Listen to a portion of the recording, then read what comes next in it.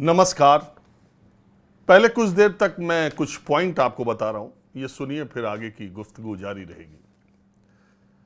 50 बरस से ऊपर के मुस्लिमों को पेंशन दी जाएगी।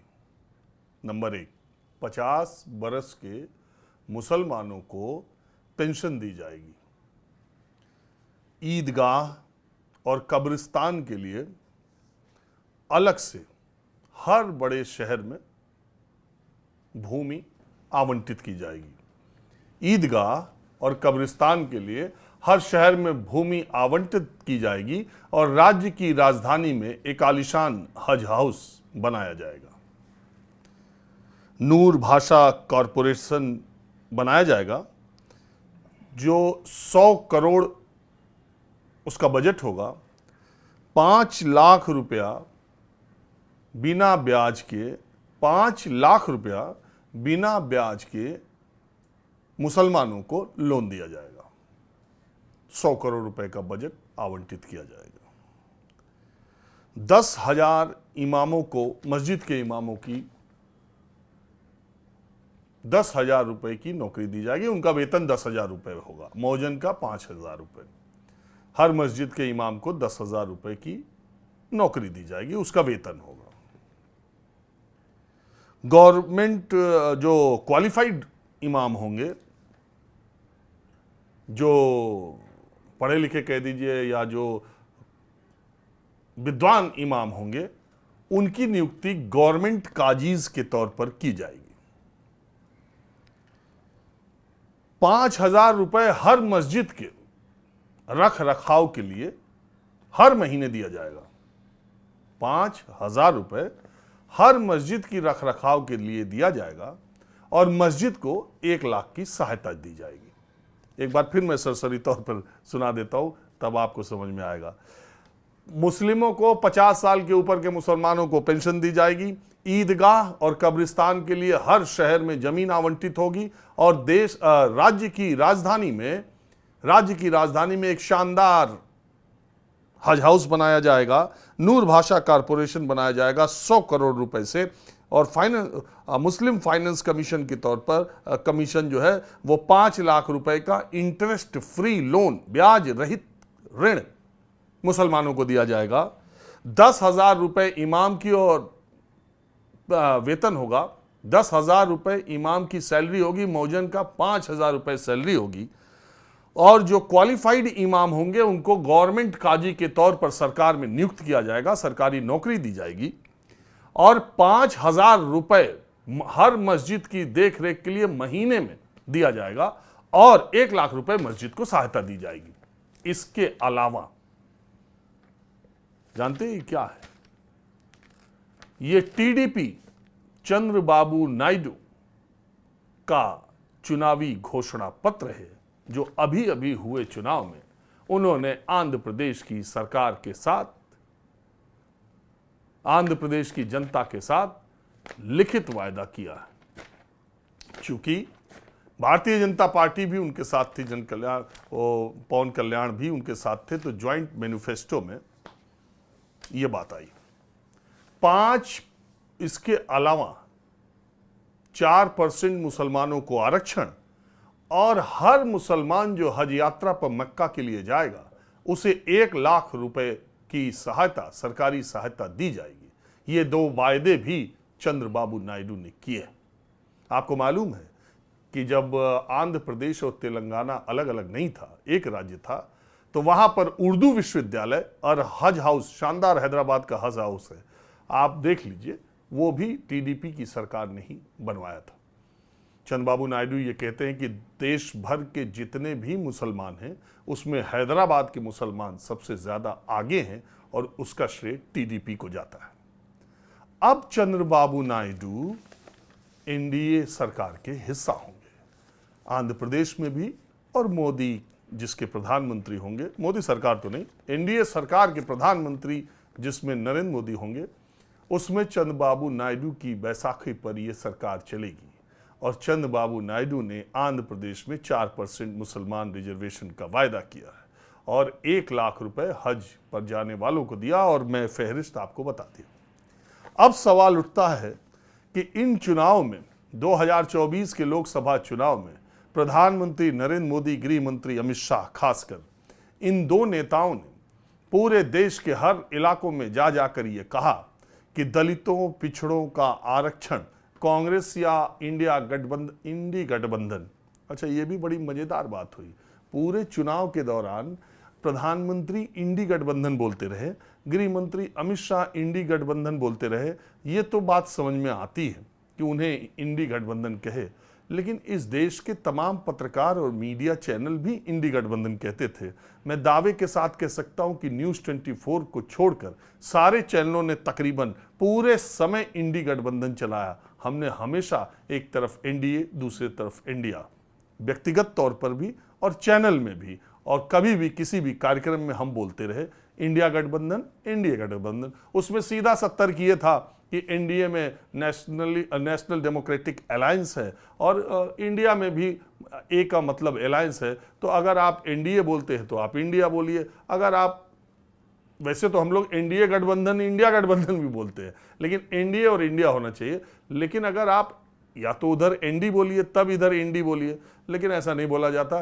लेकिन देखिए जनता की ताकत, जनता ने सरकार भी नहीं बनवाई और सारे चैनलों में अब इंडिया लिखा जाने लगा, और वो सारे, आप ध्यान दीजिएगा, और सारे पत्रकार अब इंडी छोड़ इंडिया बोलने लगे। खैर, मैं दूसरी बात पे आ गया। तो प्रधानमंत्री मोदी और गृह मंत्री अमित शाह जब इंडी गठबंधन की कहते थे तो ये कहते थे कि इनकी सरकार आएगी तो ये आपका मंगलसूत्र छीन करके जिनके ज्यादा बच्चे हैं यानी मुसलमानों में बांट देंगे, आपका दलितों का, पिछड़ों का आरक्षण लेकर के ये मुसलमानों में बांट देंगे, हम आए तो आरक्षण खत्म कर देंगे या हम होने नहीं देंगे, मुसलमानों को आरक्षण नहीं मिलना चाहिए। और वहीं पर चंद्रबाबू नायडू ने मैनिफेस्टो में आरक्षण वाली बात तो नहीं कही, लेकिन अपनी तमाम रैलियों और संवाददाता सम्मेलन, वो करते हैं संवाददाता सम्मेलन, वो पत्रकारों के सवालों का जवाब लेते हैं, तो उसमें उन्होंने ये बात कही कि हमारी सरकार बनी तो 4% मुसलमानों को आरक्षण देंगे। अब बताइए, चंद्रबाबू नायडू को भारतीय जनता पार्टी की कोई जरूरत नहीं है। आंध्र प्रदेश में उनको इतनी ज्यादा सीटें मिल चुकी हैं कि बीजेपी की उनकी कोई जरूरत नहीं है। चुनाव पूर्व गठबंधन हुआ है तो इसलिए सरकार में शामिल हो जाए बीजेपी तो हो जाए, और वो यहाँ मोदी सरकार में शामिल हो जाए, प्रधानमंत्री मोदी की एनडीए सरकार में शामिल हो जाए तो हो जाए, अन्यथा उनको आंध्र प्रदेश में बीजेपी की कहीं कोई जरूरत नहीं पड़ी। उनके सांसदों की संख्या भी 16 है। तो अब सवाल ये उठता है कि अगर चंद्रबाबू नायडू की सरकार में बीजेपी शामिल होती है और वो मुस्लिम आरक्षण लागू करने का फैसला करते हैं, तो क्या इस आधार पर बीजेपी उनके सरकार से निकल सकती है, और क्या राष्ट्रीय स्तर पर चंद्रबाबू नायडू से समर्थन लेने से इनकार कर सकती है? क्या ऐसा हो सकता है? और चंद्रबाबू नायडू अपने इस वायदे को कितना जल्दी पूरा करेंगे? अगर नहीं निकलती है तो इसका मतलब, मैं जो हमेशा बोलता हूं कि सत्ता का चरित्र एक होता है, चेहरे अलग अलग होते हैं। किसी भी तरीके से आप सत्ता में बने रहें, चुनाव के पहले जो बात कह रहे हैं, चुनाव के बाद वो बात बिल्कुल बदल जाती है, क्योंकि आपको सरकार में बने रहना है। और जिस बात को लेकर के आपने इंडिया गठबंधन को कटघरे में खड़ा किया कि ये मुसलमानों का आरक्षण देंगे, वो आपके एनडीए गठबंधन के ही सबसे बड़ा धड़ा अगर एनडीए का है तो चंद्रबाबू नायडू का है। वही अगर आरक्षण देने का फैसला करते हैं तो फिर इस पर बीजेपी का रुख क्या होगा? उनसे समर्थन लेगी कि नहीं लेगी, और उन्हें एनडीए से बाहर का रास्ता दिखाएगी कि नहीं दिखाएगी, सरकार में शामिल होगी कि नहीं होगी? ये बड़ी देखने वाली दिलचस्प बात होगी, और इसको आप भी ख्याल कीजिएगा, हम भी ख्याल करेंगे। जब फैसला आएगा आपको पता चलेगा। लेकिन इस बीच चंद्रबाबू नायडू ने लगातार रिजल्ट आने के बाद एनडीए की बैठकों में तो वो शामिल हो रहे हैं, मगर उनकी तरफ से कोई सरकारी अधिकृत बयान नहीं आया है कि एनडीए सरकार में वो अपनी भूमिका क्या चाहते हैं। और जो कुछ भी नीतीश कुमार को अपनी पार्टी में सुर्रा जब फेंकना होता है तो केसी त्यागी के मुंह से वो बातें कहलवाते हैं, लल्लन सिंह के मुंह से वो बातें कहलवाते हैं। केसी त्यागी ने कल ही अग्निवीर की समीक्षा की बात छेड़ दी है। अभी आगे आगे देखिए होता क्या है। लेकिन मूल सवाल इस देश के मुसलमानों से जुड़ी बातों पर मैं करना चाहता हूं। बात यह है कि अब आप सोच रहे होंगे, बहुत सारे लोगों को यह मालूम ही नहीं होगा कि आंध्र प्रदेश में मुस्लिम आबादी कितनी है, मुसलमानों कितनी सीटों पर प्रभाव है, मुसलमानों की वहाँ पर स्थिति क्या है, तो मैं आपको बता दूं कि आंध्र प्रदेश में कुल 7.5% मुस्लिम वोटर हैं, जो कि बाकी राज्यों से बहुत कम माने जा सकते हैं। लेकिन जिसे आंध्र प्रदेश को दो तरीके से आप देख सकते हैं। समंदर के किनारे के इलाकों को कोस्टल आंध्रा कहते हैं, और अंदर का जो लैंडलॉक्ड जगह है वो रायलसीमा कहते हैं। रायलसीमा में 12.5% के आसपास मुसलमान हैं, कोस्टल आंध्रा में 4.5% के आसपास मुसलमान हैं। कुल 15-16 सीटें ऐसी हैं जो मुसलमान वोट प्रभावित करते हैं, और जितनी सीटें असेंबली में हैं उसमें 15 सीटें इतनी इंपॉर्टेंट नहीं भी हैं। 3 कैंडिडेट, सिर्फ चंद्रबाबू नायडू ने 3 मुस्लिम कैंडिडेट इस बार एमएलए उतारे थे, और इसके बावजूद उन्होंने ये वायदे किए थे। ये वायदे क्या मुसलमान वोटों के लिए किए थे, या मुसलमानों की खराब स्थिति आंध्र प्रदेश में है और इसलिए उनके जीवन स्तर को ऊपर उठाने के लिए एक नेता को जो कहना चाहिए, एक नेता को जो भरोसा देना चाहिए, ये उसके लिए उन्होंने कहा। तीसरी बात, अगर 90% सीटें, 90% मतलब 10% से थोड़ा कम ही 15 सीटें आती हैं, तो वहाँ पर अगर इतनी कम सीटों पर मुसलमानों का प्रभाव है, तो क्या मुसलमानों के वोट से चंद्रबाबू नायडू इतनी सीटें पाने में कामयाब हुए? तो बात यह है कि आंध्र प्रदेश की विधानसभा की 175 सीटों में से 135 सीटें जीतने में कामयाब तेलुगु देशम के नेता चंद्रबाबू नायडू हुए। मैंने आपको बताया कि 15 सीटों पे मुसलमान वोटों का फर्क डालते हैं, 15-18 सीटों पे 7.5% उनकी कुल पॉपुलेशन है। तो ऐसे में मुसलमानों के वोट से 135 सीटें चंद्रबाबू नायडू को तो मिली नहीं, और अगर 135 में जो सीटें मिली है, इसका मतलब कि मेजॉरिटी वहां पर जो हिंदू है पॉपुलेशन, तो मेजॉरिटी ने माइनॉरिटी को किए गए इन वायदों में हामी भरी है और चंद्रबाबू नायडू को 135 सीटें दी है। अगर मेजॉरिटी को, और उसी प्रदेश में और तेलंगाना में जाके प्रधानमंत्री और गृह मंत्री दोनों ने ये बात कही थी कि मुसलमानों को आरक्षण देना खत्म कर देंगे, आरक्षण नहीं दे सकते ये ओबीसी। बावजूद इसके अगर मेजॉरिटी 135 की मिलती है, तो आंध्र प्रदेश की जनता ने चंद्रबाबू नायडू के इन वायदों पर जो उन्होंने मुस्लिमों के साथ किया, उसे कोई ऐतराज नहीं था, बल्कि इन वायदों पर वो साथ खड़ी थी। तो मैं हमेशा ये बात कहता हूं कि हिंदुस्तान की सेकुलरिज्म या धर्मनिरपेक्षता जो है, उसके लिए सिर्फ मुसलमान को अगर आप देखते हैं तो ऐसा नहीं है। ये देश की मिट्टी ऐसी है कि जब जब इस तरह की बातें होती हैं तो माइनॉरिटी के साथ मेजॉरिटी खड़ी हुई है, और इस सेकुलरिज्म को बचाने का काम माइनॉरिटी के से ज्यादा मेजॉरिटी ने किया है। माइनॉरिटी का एक अलग योगदान इसमें रहा है। आप देखिए कितनी अलग तरह की बात है, देश में एक तरफ मुसलमानों में के खिलाफ नफरत सारी बातें बोलकर एक इतने लंबे समय तक देश में शासन किया गया, दूसरी तरफ अगर आज बहुमत मिलने से दूर है, अगर आज प्रधानमंत्री नरेंद्र मोदी और बीजेपी को बहुमत नहीं मिला है, तो वो इसलिए नहीं मिला है कि मुसलमानों ने एक तरफा वोट किया। मुसलमान तो 14 में भी कर रहे थे, मुसलमान 17 में भी कर रहे थे यूपी में, मुसलमान 22 में भी किए थे, मुसलमान 19 में भी किए थे, मुसलमान 24 में भी किए हैं। तो क्या उन्होंने प्रधानमंत्री नरेंद्र मोदी को अकेले दम पर रोक लिया? नहीं, मेजॉरिटी ने रोका, और मेजॉरिटी माइनॉरिटी के साथ खड़ी हो गई। मेजॉरिटी ने कहा कि नहीं, ये एजेंडा अब बहुत दिनों तक नहीं चल सकता, ये सीए, एनआरसी, ये यूसीसी के नाम पर और ये तमाम जो मुद्दे हैं उस पर मुसलमानों को अलग थलग करके, मुसलमानों को घर, शौचालय, 5 किलो राशन दे करके, बाकी चीज़ों में उनके साथ सौतेला बातचीत में या सार्वजनिक विमर्श में उनके साथ इस तरह का व्यवहार किया जाए, ये इस देश की फिजाओं में ये बात नहीं है। और इसीलिए आप देखिए, मैं बार बार ये कह रहा हूँ कि आंध्र प्रदेश के नतीजे ये नहीं बता रहे कि मुसलमान वोटों की वजह से टीडीपी वहाँ पर इतनी संख्या, मुसलमानों को ये भरोसा देने के बावजूद कि हज हाउस और वहाँ हज यात्रा के लिए 1 लाख रुपया देंगे, कब्रिस्तान बनाएंगे, हज हाउस बनाएंगे, इमामों को नौकरी देंगे, 10,000 रुपया सैलरी देंगे, बावजूद मेजॉरिटी ने चंद्रबाबू नायडू का साथ दिया और कहा कि आप सरकार बनाइए, अपने वायदों को पूरा कीजिए। और मुसलमानों के साथ भी जो आपने वायदा किया वो उनका भी पूरा कीजिए। समाज में, देश में बहुत सारी जगहें ऐसी हैं जिसमें मुसलमानों की स्थिति दलितों के बराबर है या उनसे भी खराब है।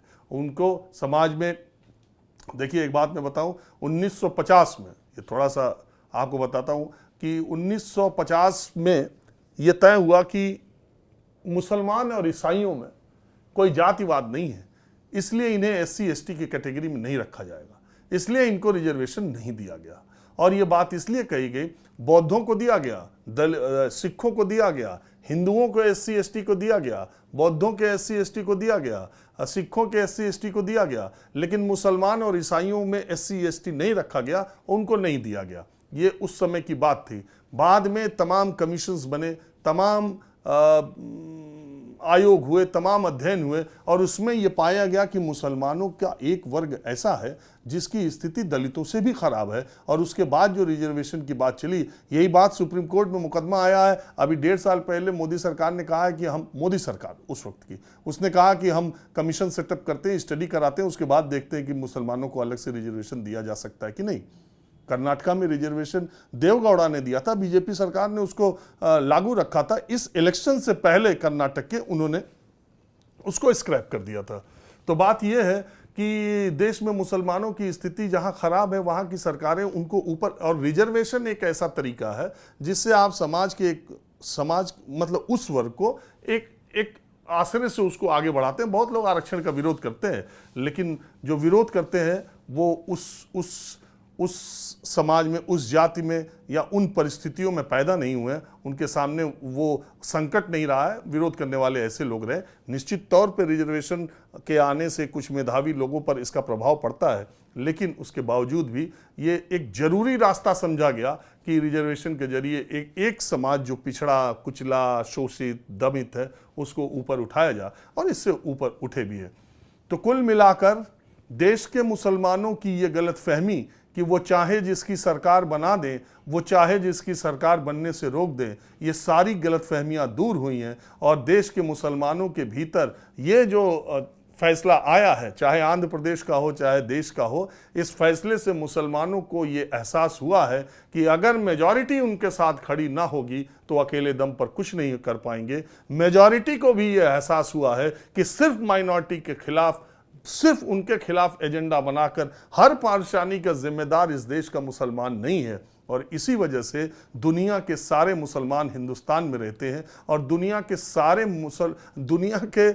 नहीं, दुनिया में सबसे ज़्यादा मुसलमान हिंदुस्तान में रहते हैं। और दुनिया की तमाम जगहों से हिंदुस्तान के मुसलमान अच्छी स्थिति में हैं, अच्छे जीवन में हैं। और एक बार फिर से हिंदुस्तान में जो लोकतंत्र की बात हो रही थी, जो बीच में बात हो रही थी कि पूर्ण बहुमत की सरकारें मनमानापन करती हैं, उन पर कहीं से कोई अंकुश नहीं लगता है। देश ने ऐसा मैंडेट दिया है कि अब सहयोग, समन्वय, सहमति की सरकार चलेगी। देश ने यह तो तय किया कि प्रधानमंत्री नरेंद्र मोदी बने, लेकिन यह भी तय किया कि वो बैसाखियों पर चलें। और बैसाखियों पर यह जिम्मेदारी है कि इस सरकार की चाल भी ठीक चलती रहे, और अगर लगे कि सरकार सही नहीं चल रही है तो फिर बैसाखी जैसे गिरती है वैसे गिर भी जाया करे। और ये देखिए जनता का जनादेश या कैसी व्यवस्था बनी है जिसमें कि 2 नेता ऐसे जो पहले भी एनडीए में रह चुके हैं, उन्हीं को इतना सीट दी गई कि फिर वो एनडीए में